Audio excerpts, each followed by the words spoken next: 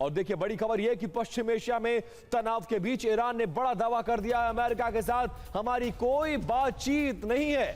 Araghchi का यह दावा, ईरान के विदेश मंत्री अब्बास अरागची ने यह दावा किया है।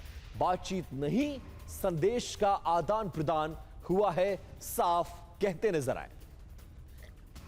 और अब बात मुज्तबा के उस सपने की जिसे वो पूरा करना चाहते हैं।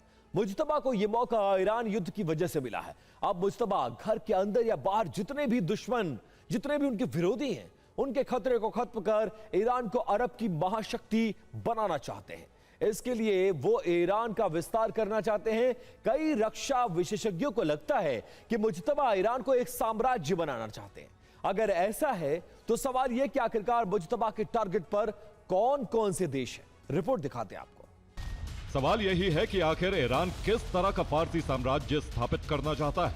मुज्तबा किंग ऑफ पर्शिया क्यों बनना चाहते हैं? मुज्तबा अगर अपने नए मिशन में सफल हुए तो पूरी दुनिया का समीकरण कैसे बदल जाएगा? पहले दुश्मन का नाम है डोनाल्ड ट्रंप, दूसरे दुश्मन का नाम है मोहम्मद बिन सलमान और तीसरे विरोधी का नाम है मसूद पेजेश्कियान, ईरान के राष्ट्रपति और उनका गुट।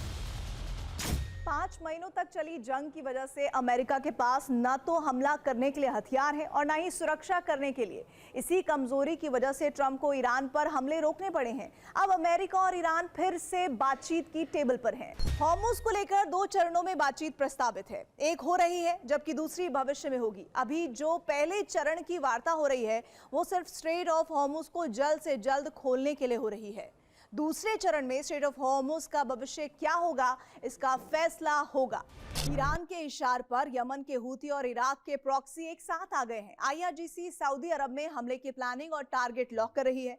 ईरान के प्रॉक्सी उन टारगेट को समाप्त कर रहे हैं। इन हमलों की वजह से सऊदी में सबसे ज्यादा तबाही हो रही है। सऊदी अरब फारस की खाड़ी से होते हुए स्ट्रेट ऑफ हॉर्मुज से अपना तेल सप्लाई करता था, लेकिन अब ईरान ने स्ट्रेट ऑफ हॉर्मुज पर नियंत्रण कर रखा है। इस रूट से सऊदी अरब के ऑयल टैंकर नहीं जा पा रहे हैं। सऊदी अरब लाल सागर रूट से भी अपने तेल दुनिया के बाजार में भेजता था, लेकिन ईरान और उसके प्रॉक्सी हूती ने सऊदी अरब के लिए इस रूट को पूरी तरह से बंद कर रखा है। पिछले कई दिनों से खबरें आ रही हैं कि ईरानी हुकूमत में 2 धड़े बन गए हैं, एक मुज्तबा का और दूसरा मसूद पेजेश्कियान का। दोनों गुट एक दूसरे के फैसलों से सहमत नहीं है। मुज्तबा जिस नीति पर आगे बढ़ना चाहते हैं उस पर पेजेश्कियान चलने को तैयार नहीं।